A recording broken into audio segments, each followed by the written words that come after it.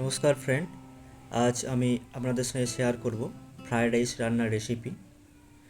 তো fried rice রান্না করার জন্য প্রথমেই 300 গ্রাম চাল নিয়ে নিয়েছি এবং এটা 40 মিনিটের জন্য জলে ভিজিয়ে রেখেছি। এরপর দুটো বাটিতে কাজু আর কিশমিশ নিয়ে এটাকেও 10 মিনিটের জন্য জলে ভিজিয়ে রেখেছি। এরপর দুটো গাজর ভালোভাবে ধুয়ে এটাকে ছোট ছোট পিস করে কেটে নিয়েছি। যত ছোট ছোট পিস করবেন ততই এটা ভালোভাবে ফ্রাই হয়ে যাবে। তো আমি এইভাবে সব কেটে নিয়েছি ছোট ছোট করে। কিছু বিনস নিয়েছি, বিনসগুলোকে ধুয়ে এটাকেও গাজরের মতোই ছোট ছোট করে কেটে নিয়েছি।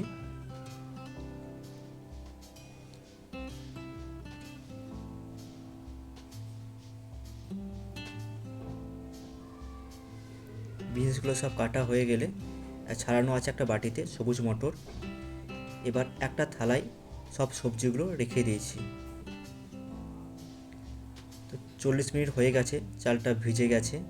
এবার এটাকে ভালোভাবে ধুয়ে নেব, বেশ কয়েকবার ধুয়ে নেব।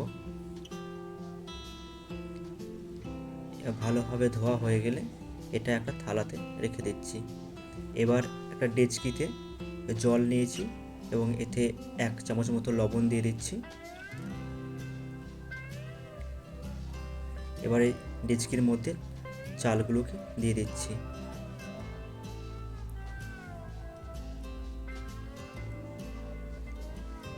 চালগুলো সব দেওয়া হয়ে গেলে এটাকে হাই ফ্লেমে ঢাকা দিয়ে দিলাম। এবার এটা দেখুন 90% মতো হয়ে গেছে। ফ্রাইড রাইসের জন্য 90%ই দরকার। তো এবার এগুলো তুলে নিয়েছি। তুলে নেওয়ার পর একটা কড়াইয়ে তেল দিয়ে দিলাম, ভালোভাবে গরম হলে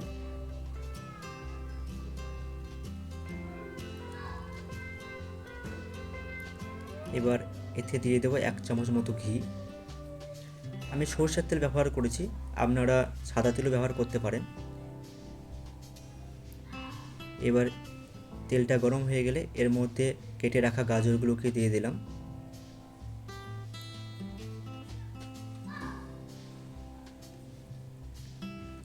এবার ভালোভাবে গাজরগুলোকে নেড়ে নেব।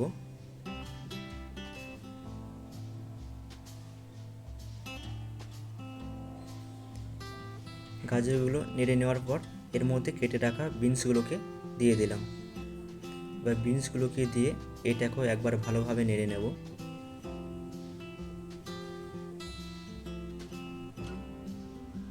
এবার এর মধ্যে একটু লবণ দিয়ে দিলাম, দিয়ে ভালোভাবে আরেকবার মিশিয়ে এটাকে নেড়ে নিলাম। এবার এর মধ্যে দিয়ে দেব ভিজিয়ে রাখা কাজু আর কিশমিশ।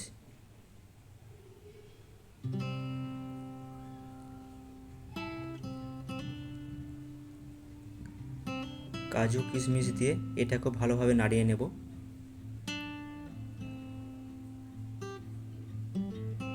এবার অল্প চিনি গুঁড়ো দিয়ে দিলাম এর মধ্যে, তাহলে নুনের সাথে মিষ্টি স্বাদটাও সবজিগুলোর মধ্যে ঠিকমতো মিশে যাবে।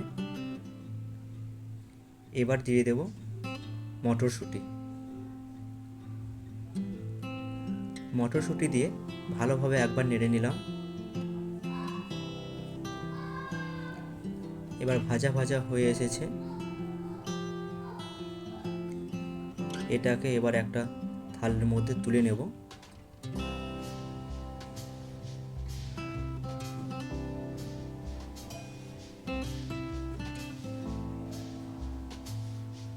এবার কড়াইয়ের তেলটাতে গোটা গরম মশলা দিয়ে দেব। দিয়ে দিলাম দারচিনি, লবঙ্গ, তেজপাতা, গোলমরিচ এবং এলাচ। এটাকে ভালোভাবে নেড়ে নেব। ভালোভাবে নাড়া হয়ে গেলে এর মধ্যে ভাতগুলোকে দিয়ে দেব। যখন ফ্লেমটা খুবই কম করে দেবেন, একবারে হালকা থাকবে ফ্লেমটা।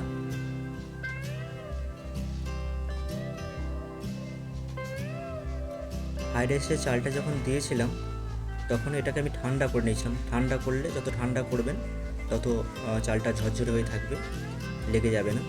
তো এবার এটাকে ভালোভাবে নাড়িয়ে নিলাম।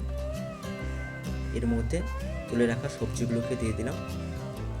এবার এটাকে ভালোভাবে মিশিয়ে নিতে হবে।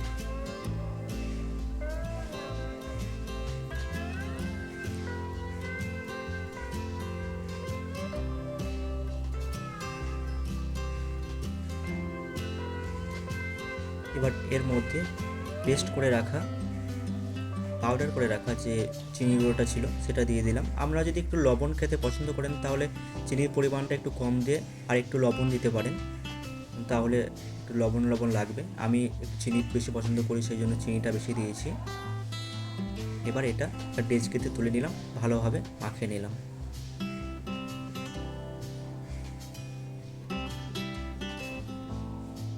তৈরি হয়ে গেছে আমাদের ফ্রায়েড রাইস।